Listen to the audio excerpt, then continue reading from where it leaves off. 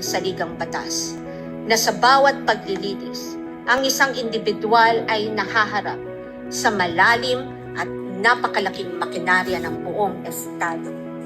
At ang tanging sandigan lamang niya laban sa anumang pang-aabuso ng kapangyarihan ay ang kanyang mga batayang karapatan sa ilalim ng ating konstitusyon.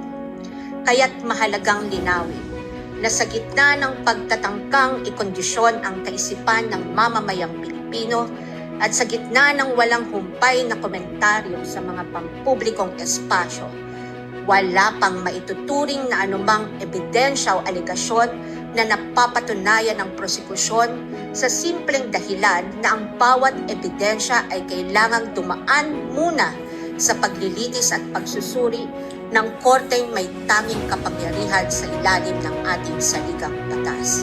Higit sa lahat, ang anumang paglilitis ay kailangang naayon sa itinatakda ng ating batas at konstitusyon at hindi lamang sa kagustuhan ng iilang may hawak ng kapangyarihan.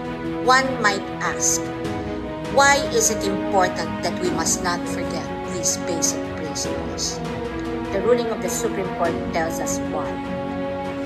The Bill of Rights applies to the entire impeachment process because inasmuch as our court recognizes that impeachment is a political process, it reminds us that it is not a purely political process but a legal and constitutional mechanism.